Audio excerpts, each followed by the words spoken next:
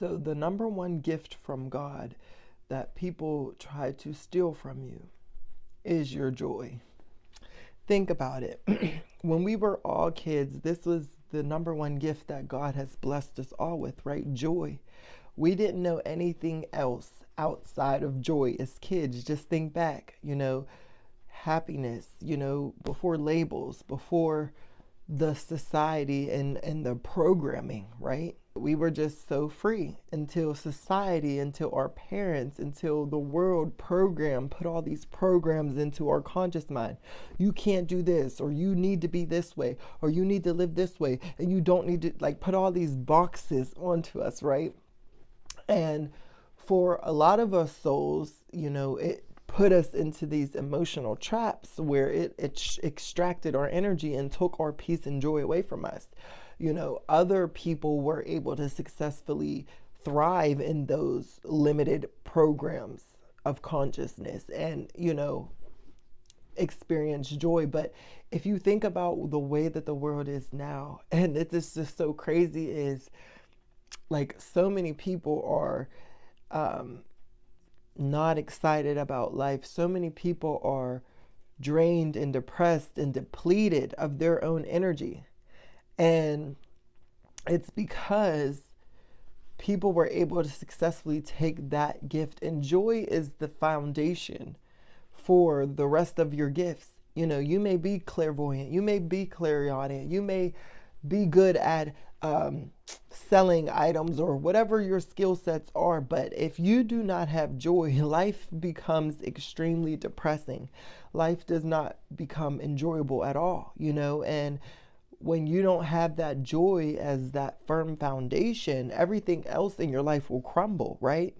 Everything else sits on sinking sand. See, joy is that foundational rock. That's why that's the number one gift that God gives us as we come into this world. And we're supposed to hold on to that and express it.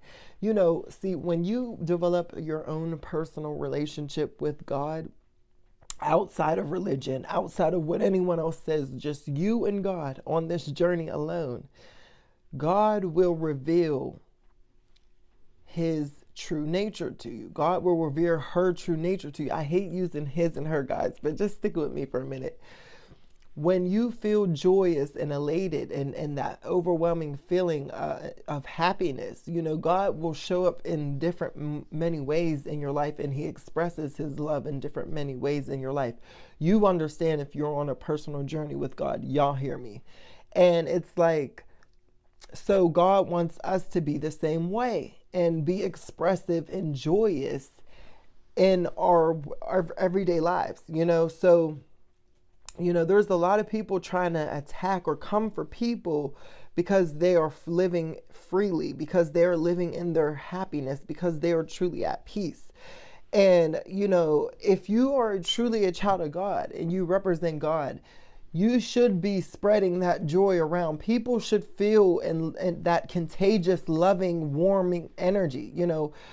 All of these people that are in religions and talk a good game about God, but you see that they have a cold spirit. You see that they're very stern. They're not very inviting.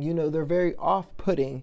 They trap up a lot of people and souls. They don't free souls. These are controlled opposition. These are agents of the enemy. And they're not really people of God. They're false light, right? But when you understand how God's true nature is, you understand that God is love, God is peace, God is joy. So if we are made in the image of God, we should also be expressing that joy, that peace, and that love. And we should be outpouring that onto the world. So anyone who encounters us also feels the Spirit of God with us, feels loved, feels joyous, feels free, not judgmental, not restricted, not cold in nature. That is not God at all. And I just encourage you guys to protect your peace, protect your joy, but really just get back to the essence of who God truly is. If you really are, if you are truly a child of God, if you represent God like you say, joy. You should, that is a superpower that people sleep on, especially in this day and age that we live in now. Joy is it's priceless, because people operate out of fear. People operate out of their traumas and pain, and they walk around the world with these unhappy spirits inside of them. And see, joy is knowing that everything is going to be all right despite any obstacle that you face, and the world does a good job at telling you how you should live, and then try to strip away your peace and happiness and joy by taking certain materialistic things or projecting things onto you, right? But you have to know, if you are walking with God, you have to know that everything is going to work out according to his will. And as long as you stay obedient and have that faith, knowing that everything is going to pass, it does not matter what is thrown your way. You will be okay. Whatever loss you experience, whatever traumatic experience you go through, you still have that joy because God has your back. God is not going to let you go. God is allowing you to learn certain experiences and grow from them, but God has never abandoned you. And if you've been on your own personal journey with God, you know this because God has held your hand through it all, right? So I just encourage you guys to just stop being afraid to express and be joyous, or don't let other people tell you how you should represent God. Like, don't let other people try to make you less joyous or less excited about how you're living and how you're showing up in your connection with God, because the truth of the matter is there are a lot of false agents out here, a false light. They're not truly of God. They're trying to, keep you trapped in certain consciousnesses. There's other people who are just dealing with their own demonic spirits and insecurities. And out of jealousy and spite, they see how joyous and happy as you are. See, people don't understand that joyous people, happy people, they go through things too, right? It's not like they're invincible. It's they choose not to suffer. They choose not to focus on the negative. They choose not to focus on what they are going on because their eye is always on the Most High. Their eye is always on the blessing. Their eye is always on the lesson. They're always looking at the picture as a half full glass, not half empty, right? They're always counting their blessings.